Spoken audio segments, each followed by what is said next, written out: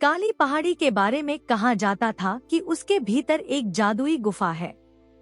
कोई कहता था वहाँ अपार धन छिपा है, कोई कहता था कि वहाँ अमरता का रहस्य है, और कुछ लोग यह भी मानते थे कि जो भी उस गुफा में गया कभी लौटकर नहीं आया।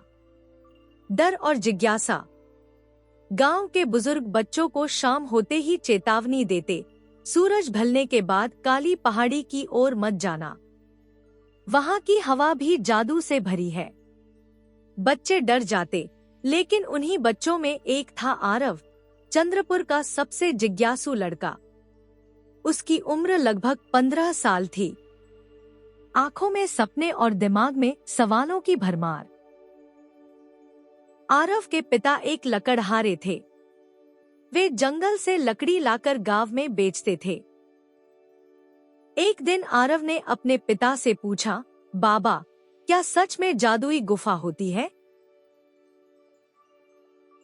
पिता कुछ पल चुप रहे, फिर बोले, बेटा, कुछ रहस्य ऐसे होते हैं जो डराने के लिए नहीं, समझाने के लिए होते हैं। पर हर रहस्य हर किसी के लिए नहीं। यह बात आरव के दिल में बस गई। एक दिन गांव में भारी बारिश हो रही थी। आरव अपने दादाजी के पुराने संदूक की सफाई कर रहा था। उसी संदूक में उसे एक पुरानी, धूल से भरी किताब मिली।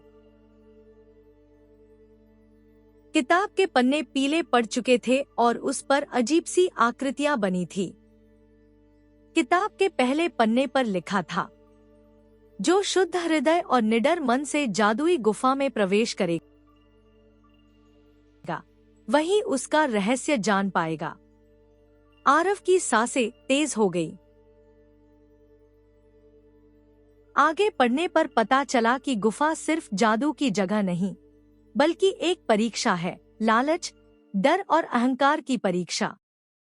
अब आरव का मन तय कर चुका था, वह गुफा तक जाएगा।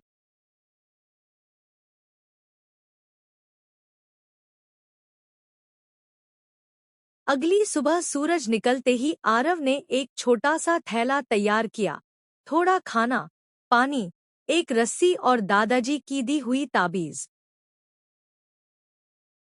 उसकी सबसे अच्छी दोस्त मीरा ने जब यह सुना, तो वह भी साथ चलने को जिद करने लगी। अगर तू जाएगा तो मैं भी जाऊंगी। डर मुझे भी नहीं लगता। दोनों चुपचाप गांव से निकल पड़े। जंगल में घुसते ही माहौल बदल गया। हवा ठंडी हो गई, पेड़ आपस में बातें करते से लग रहे थे। अचानक रास्ते में एक विशाल पत्थर दिखा, जिस पर लिखा था, लालच छोड़ो, रास्ता खुद खुलेगा। मीरा ने कहा, शायद यह कोई पहेली है। पास ही सोने जैसी चमकते पत्थर पड़े थे। अगर कोई उन्हें उठाता तो रास्ता बंद हो जाता। आरव ने किताब की बात याद की और बोला, हमें कुछ नहीं उठाना चाहिए। जैसे ही वे आगे बढ़े, रास्ता अपने आप खुल गया। पहली परीक्षा पास हो चुकी थी। आगे एक घाटी आई जहां दोनों को अपने अपने डर दिखने लगे। आरव को अपने पिता घायल दिखाई दिए, मीरा को अपना गांव जलता हुआ। मीरा रोने लगी, लेकिन आरव ने उसका हाथ पकड़ा।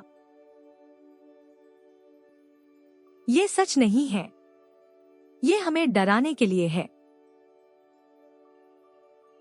जैसे ही उन्होंने आंखें बंद कर साहस से आगे कदम बढ़ाया, सारे दृश्य गायब हो गए।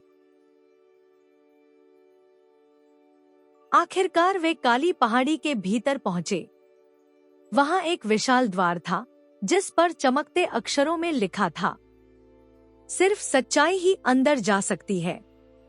आरव ने जोर से कहा, हम यहाँ किसी खजाने के लिए नहीं, बल्कि सच जानने आए हैं। द्वार खुल गया।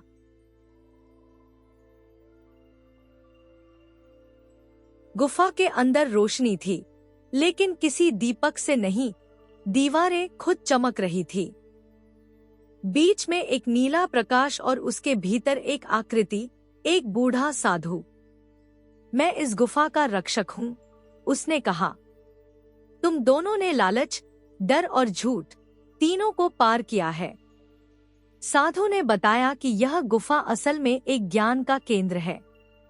जो यहाँ तक पहुँचता है उसे यह समझ दी जाती है कि असली जादू क्या है। असली जादू, साधु बोला, हिम्मत, सच्चाई और करुणा है।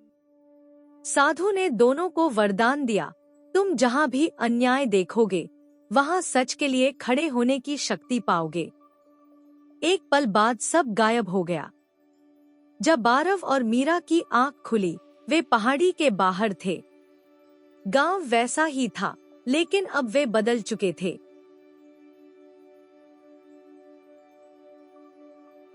आरव ने किताब वापस संदूक में रख दी।